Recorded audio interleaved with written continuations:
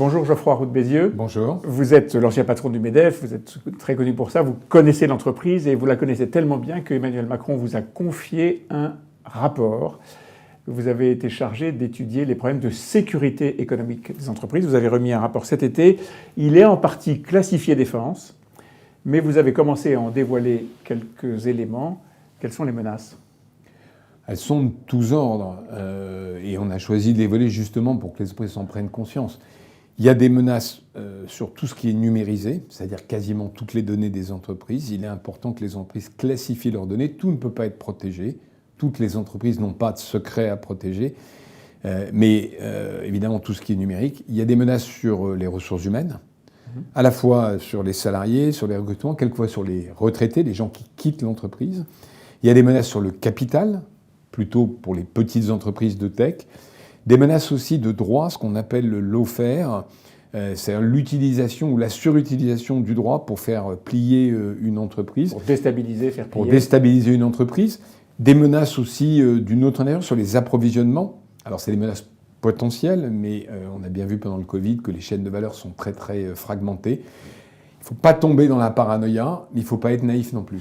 Ce qui est frappant dans votre rapport, c'est que là où la concurrence était souvent la source de tentatives d'espionnage, un concurrent sur l'autre, des entreprises entre elles, on voit les États intervenir aujourd'hui. Et le sujet géopolitique, la menace de tel ou tel pays adversaire de la France, voire ennemi de la France, est entré dans la compétition entre entreprises. C'est très clair. Il y a un des dirigeants du CAC 40 que j'ai interviewé qui m'a dit la géopolitique a fait un retour en force dans le conseil d'administration.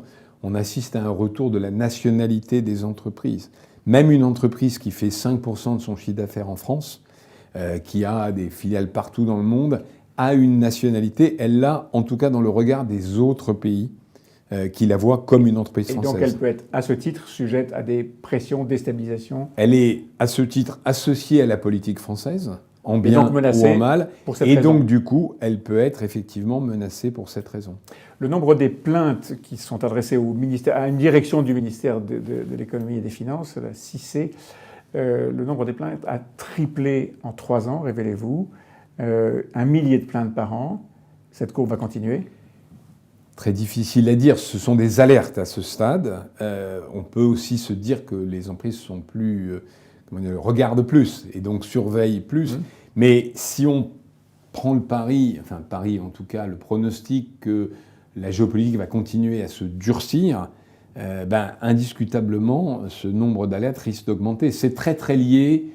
Cette concurrence à l'état du monde. À l'état du monde. Et l'état du monde n'a pas l'air d'aller beaucoup mieux. Pas vraiment. Un conseil, un seul au chef d'entreprise. Qu'est-ce qu'il faut faire en priorité? Absolument. En priorité, c'est la classification des données. Je l'ai dit au début, tout n'est pas à protéger et tout ne peut pas être protégé. Par contre, dans une entreprise, il y a des données, du savoir-faire, des éléments de brevets technologiques qu'il faut protéger.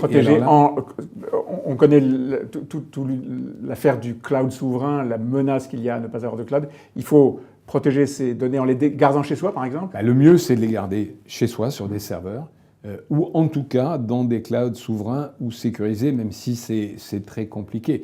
À la fin des fins, un patron du CAC 40 qui m'a dit « mais de temps en temps, moi je prends papier et crayon, parce que c'est la seule chose qu'on ne peut pas percer à jour ».